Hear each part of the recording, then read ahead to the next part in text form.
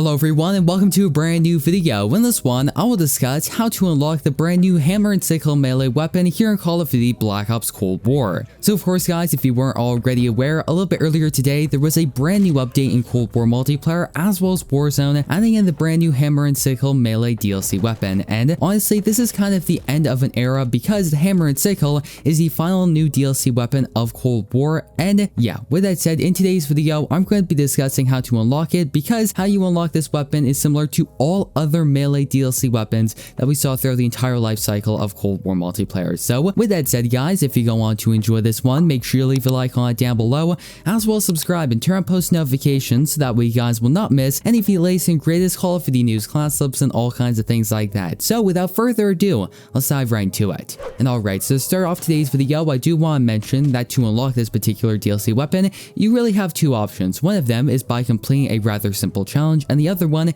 is by purchasing a bundle. I will get to that second part a little bit later in this video. However, the challenge for this particular weapon states, get a melee kill and a tomahawk or throwing knife kill in the same life in 15 different completed matches. So this particular challenge is pretty straightforward, but there are a couple things that you can do to streamline the process and make it go by a lot easier. So to start off, let's actually talk about the class setup, because this is rather important.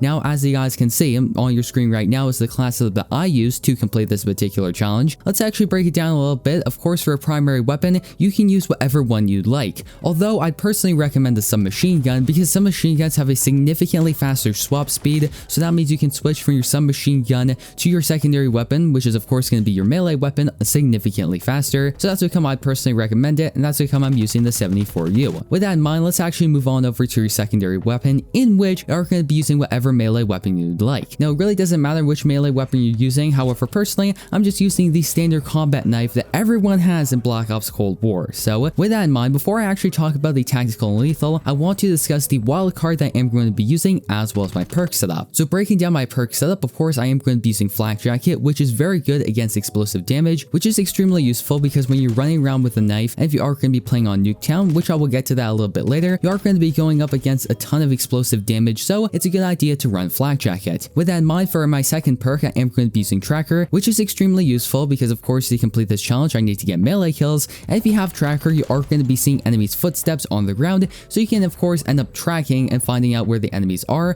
overall allowing for you to get the melee kills significantly faster. And of course, for my final perk, I am going to be using ninja, which is extremely useful, as when you have ninja, you don't have to worry about enemies hearing you when you're coming up behind them, and of course killing them with your melee weapon. With that in mind, now let's actually talk about the wild card, which is really important. Of course, going back to the challenge, you need to get a melee kill and a tomahawk kill, so naturally, for my lethal, I am going to be using the tomahawk. However, if you put on the wildcard danger close, it will allow you to run 2 lethals, which means that every single life, you are going to be spawning in with 2 tomahawks instead of 1, which is extremely useful. And as you guys are going to be seeing throughout the gameplay, there are multiple occasions where I throw a tomahawk and I miss, and then I use my second tomahawk and I end up killing that opponent. So now that we actually got the class up out of the way and we know the challenge, let's actually talk a little bit about strategy. So first and foremost, you'll want to play in the Nuketown 24/7 playlist, and you're going to be wanting to run around like a madman. Remember, you only need to get 2 kills in 1 life, so it's not like you need to drop a 15 gun streak or a nuclear to get this particular challenge. You just need to get 2 kills. So that's okay when you're playing on Nuketown, run around, try to get at least 1 kill, for instance a melee kill or a tomahawk kill. Then you might want to play a little bit more passively, and then of course get that second kill. And alternatively, you can just run around the map and eventually run into people, and if you do that long enough, you are going to be getting at least 1 tomahawk kill and 1 melee kill. So yeah, once you make sure to get 1 tomahawk kill and 1 melee kill in a single life, you can switch over to a normal class setup, finish out the game,